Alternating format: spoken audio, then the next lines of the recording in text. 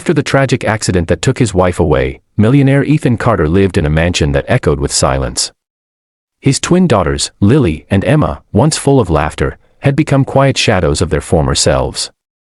The sound of their giggles had been replaced by whispers and tears. Ethan tried everything, therapy sessions, expensive toys, even vacations, but nothing could bring back their smiles. Each night, he sat by their door, hearing them cry for their mother, and his heart broke a little more. He blamed himself for working too much, for not being there, for losing the love that held their small family together. One morning, his assistant mentioned a new nanny had arrived, someone recommended by a close friend. Ethan didn't care much, he just wanted someone to look after the girls while he drowned himself in work. That's how Sophie, a gentle woman in her late 20s, entered the mansion. She wasn't fancy or polished like the previous nannies. Her smile was simple, and her eyes carried a kindness that words couldn't describe. When she first met the twins, they didn't even look up. They were playing silently with their toys, their faces blank. Most nannies had quit within days, frustrated by the girls' silence. But Sophie didn't leave. Instead of trying to make them talk, she simply joined their world. She sat beside them, drawing pictures of butterflies and clouds. She hummed lullabies softly, not to entertain them, but to fill the air with warmth. Slowly, the twins started to notice her. When Sophie cooked, she invited them to help stir the pancake mix or sprinkle sugar on cupcakes. They didn't talk, but they watched her, curious. For the first time in months, their little eyes followed someone not out of fear, but out of interest. One sunny afternoon, Ethan returned home earlier than usual. He was planning to work from his study, but as he stepped onto the patio, he froze. In the backyard, Sophie was sitting by a small plastic pool, holding a garden hose. The twins, dressed in tiny swimsuits, sat inside the pool, splashing each other and laughing so hard their voices echoed across the mansion walls. Sophie playfully sprayed water over them, laughing along, her hair wet and messy, the girls' faces glowing with joy. Ethan stood there, stunned. It had been so long since he'd heard that sound, his daughter's laughter.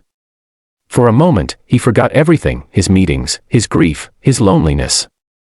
All he could do was watch. Lily squealed as the cold water hit her face, and Emma shouted, "More, Sophie, more." Their laughter mixed with the splashing water, and Sophie's gentle voice filled the air. Ethan's eyes welled up.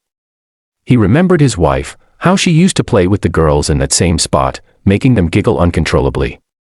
It was as if Sophie had brought back a part of his lost world. When Sophie noticed him standing there, she froze, embarrassed. I'm sorry, sir," she said softly, shutting off the hose. "I just thought they needed some fun." Ethan walked closer, his voice trembling. "You don't need to apologize," he said. "I haven't seen them this happy since." His voice broke before he could finish. Sophie smiled gently. "Children don't need perfection, Mr. Carter. They just need love, and a little laughter." From that day on, everything began to change. Sophie's warmth filled the house. She introduced the twins to music, art, and bedtime stories. Ethan started joining them, leaving work earlier just to be near that laughter.